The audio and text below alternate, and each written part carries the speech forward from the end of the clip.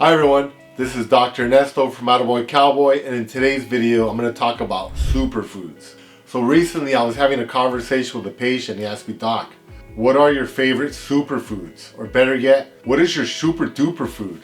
And I thought, wow, I started thinking about that. And I said, okay, I gave him an answer, but I also started doing some research. And what I found is that the term superfood is actually a marketing term. It's not a scientific term. It's not used by dietitians.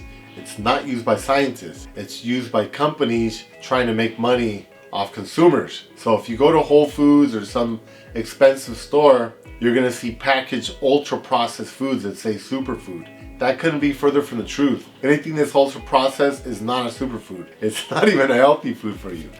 If you want something that's healthy, you need to eat a super diet, balanced diet. Sometimes I'll talk to patients and they'll say, hey doc, I'm eating kale every day now. I say, that's good, but it'd be better if they ate everything, just a variety of foods, okay? And let me tell you where all this is coming from. All this started around World War I. They were trying to conscript soldiers into the war, and they couldn't because a lot of them were not healthy enough. And they started researching, they found, you know what? These folks are getting enough calories. They're not deficient on food. They're just not eating the right foods. They're not eating enough variety, so they're deficient in nutrients. Therefore, they have lots of sicknesses that's preventing them from being conscripted into the military. So after they found that out, they started figuring out how to improve their diet. And by World War II, they started just putting supplements in the food supply to improve everybody's diet. That's why when you see rice, it says enriched whole grain rice. They add B vitamins to it. You see white bread, wheat bread, macaroni products, pasta products, it says enriched pasta, enriched wheat bread. That just means they added vitamins. Most vitamins are pretty low cost, especially B vitamins. We are over cleansing our food supply. Everything is so clean and perfect in the supermarket that there's no more B vitamins in it. In the old days, you go to the farmer's market, you buy turnips or carrots, they still have some dirt on it. That dirt has the B vitamins in it, but we're lacking that. So now we're using supplements. Nothing wrong with that. It's a good idea. But again, back to this term, the superfoods, it's kind of skewing people towards high priced items. I went to the market, I looked around. What do I see are the superfoods? Blueberries, acai berries, salmon, quinoa, all the most expensive foods in the market. So people that don't have money are thinking, oh man, I don't have money to buy this stuff. That means I'm not going to be super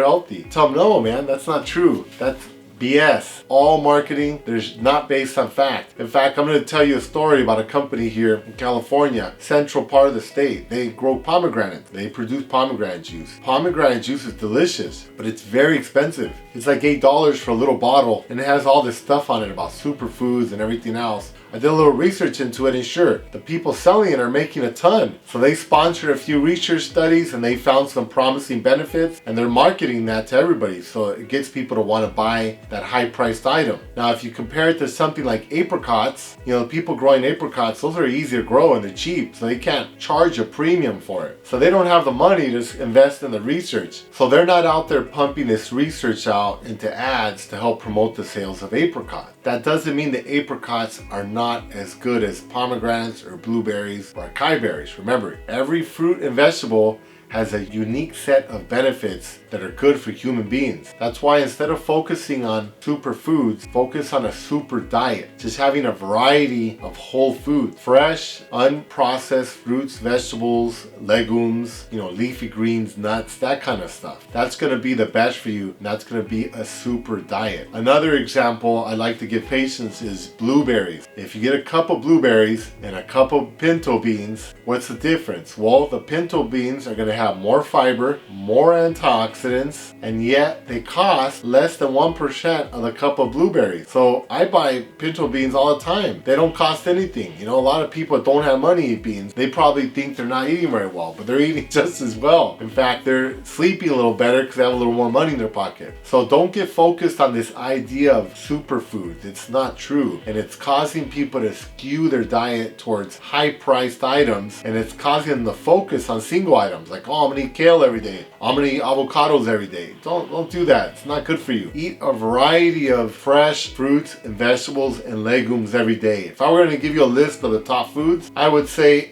eat everything, but you can eat beans, leafy greens, nuts. Those are probably 3 of the most nutritious things you could eat. But again, those have been researched. A lot of things nobody's invested the money in researching them because they don't make the money that they do selling things like pharmaceutical drugs. So just keep that in mind. Something isn't labeled a superfood doesn't mean that it isn't. In fact, I could go outside right now to my front lawn and I could chew on some grass, and I tell you right now, that grass is going to have as much nutrients as just about any fruit or vegetable I can find in the market. That's just the truth. Think about it. Look at the cows, the bulls, all these animals that are eating grass every day. They're huge and they're muscular. There's protein, there's amino acids, there's vitamins, there's minerals, there's everything in that grass. Except I wouldn't personally like the flavor, and a lot of people probably wouldn't. But the point I'm trying to make is that just about any fruit and vegetable, 100% is going to be good for your health and is going to give you a unique set of benefits. So don't exclude certain foods over others because you think it's healthier, only if it's an ultra processed food, then you just want to avoid them. So thanks for watching, and from Los Angeles, California, this is Dr. Ernesto. Thank you and goodbye.